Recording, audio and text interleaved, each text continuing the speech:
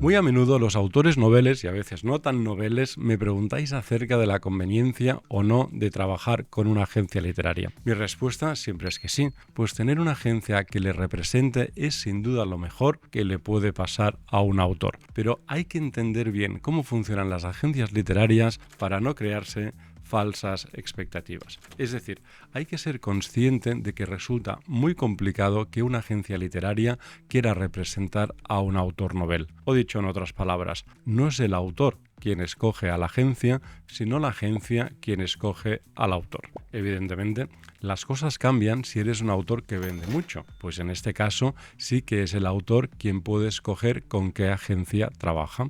Pero, de entrada, si todavía no hemos publicado o bien lo hemos publicado pero no hemos vendido demasiado bien, no seremos el autor más apetecible para una agencia literaria. Para entender esta cuestión hay que entender cómo funcionan las agencias literarias. Y lo primero de todo es que las agencias son empresas y como cualquier empresa con recursos limitados. Por tanto, una agencia necesita maximizar sus recursos, es decir, conseguir el máximo de facturación con los recursos a su disposición. Debido a ello, el objetivo de una agencia es representar al mínimo de autores posibles y que cada uno de ellos facture lo máximo posible. Es decir, que cada autor a quien represente venda muchos libros y por tanto reciba anticipos muy altos por parte de las editoriales y que además sus libros se lean también en el extranjero, de modo que la agencia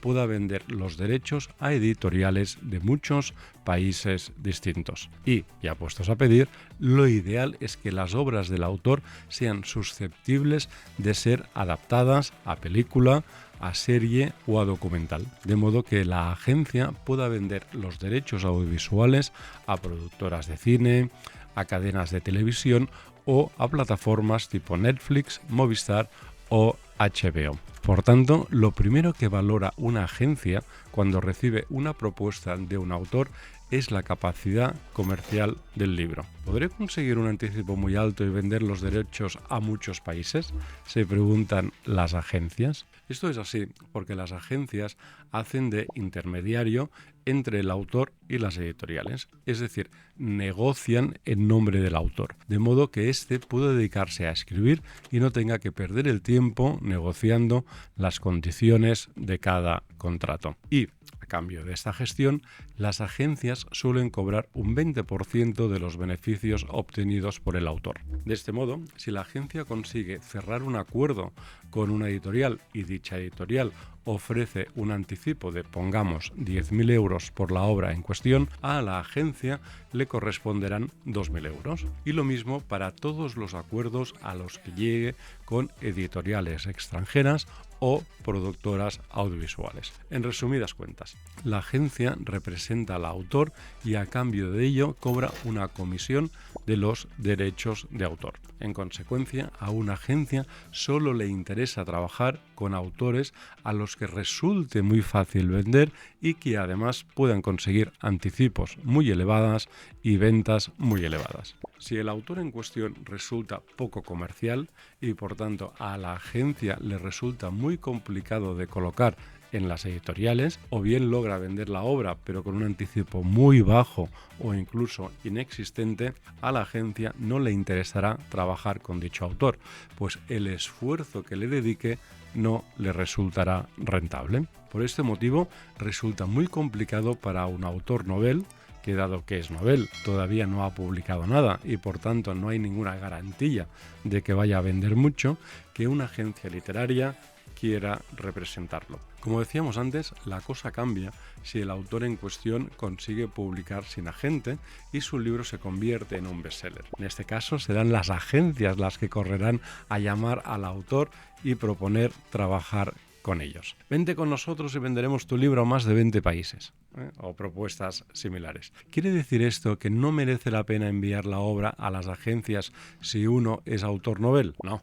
en absoluto. Siempre merece la pena. Y de hecho hay autores hoy consagrados, como Dolores Redondo o Ildefonso Falcones, que siendo autores novel mandaron sus novelas a agencias literarias y gracias a ello iniciaron sus carreras literarias. Pero hay que ser conscientes de que la posibilidad de recibir una respuesta afirmativa por parte de las agencias son pocas.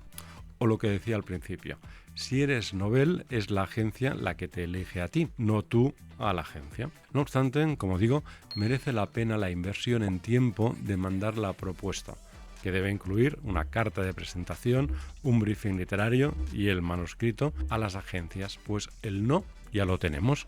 Y además, en realidad, hay pocas agencias, no más de 15 o 20, de modo que se trata de dedicar apenas una tarde a ello. Para que nos hagamos una idea de las posibilidades que tenemos, podemos ver cómo les ha ido a mis alumnos de método Mapea.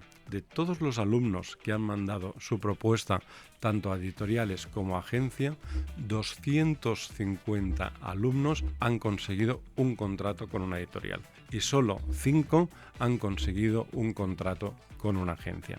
Es decir, es complicado, pero no imposible. Por tanto, dediquemos una tarde a mandar la propuesta a las agencias, pues será una tarde bien invertida. O al menos mandemos la propuesta a las agencias más conocidas, tales como Pontas, Antonia Kerrigan, Carmen Balcells, Casanovas and Lynch, Dos Pasos, Editabundo, Sandra Bruna, International Editors o Thinking Heads, en este último caso si se trata de un ensayo. Decía al principio del vídeo que tener un agente que le represente es lo mejor que le puede pasar a un autor. ¿Por qué?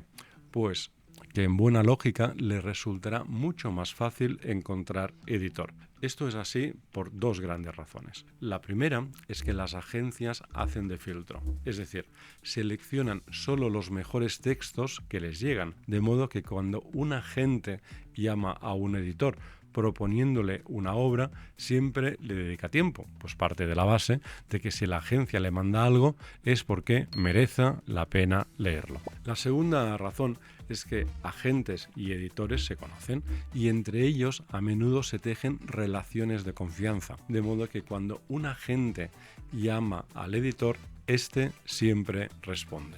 E incluso un agente le puede decir a un editor que un libro es muy bueno, que tiene que apostar por él y que ni se preocupe en leerlo, pues puede que le haga caso y lo contrato a ciegas. Por todo ello, le resulta mucho más fácil colocar una obra a un agente que a su propio autor, a quien el editor lo más probable es que no lo conozca y por tanto no le dedique tanta atención. Y este es fundamentalmente el trabajo de un agente: leer la obra, sugerir posibles mejoras al autor, pensar en qué editoriales puede encajar, llamar a los editores de las editoriales seleccionadas y despertarles interés. Tras ello, negociar con los interesados el mejor contrato posible para el autor y finalmente ceder los derechos de la obra a la editorial elegida. Todo ello, además, lo hacen en connivencia con el autor, es decir, el agente va informando de las gestiones que va haciendo,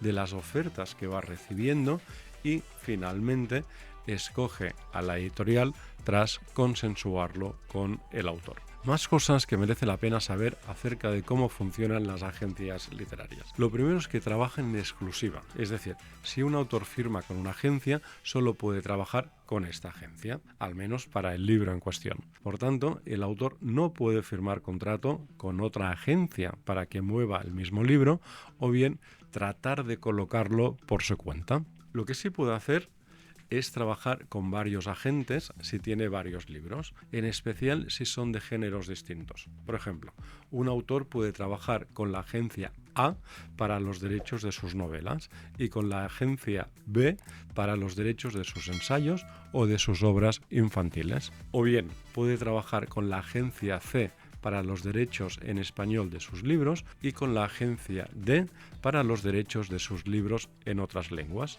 O también se da a menudo, un autor puede vender él mismo los derechos en español, es decir, no trabajar con ninguna agencia, y en paralelo trabajar con una agencia para sus derechos en otras lenguas. Resumiendo, merece mucho la pena trabajar con una agencia, pues tal y como hemos visto, resultará más fácil conseguir una buena editorial y conseguir también mejores condiciones, es decir, más dinero. No obstante, las agencias prefieren trabajar solo con autores que vendan mucho, de modo que no nos resultará fácil que una agencia quiera representarnos hasta que hayamos conseguido publicar nuestro primer bestseller. Lo dejamos aquí y en los próximos vídeos iremos descubriendo más cosas sobre el mundo editorial.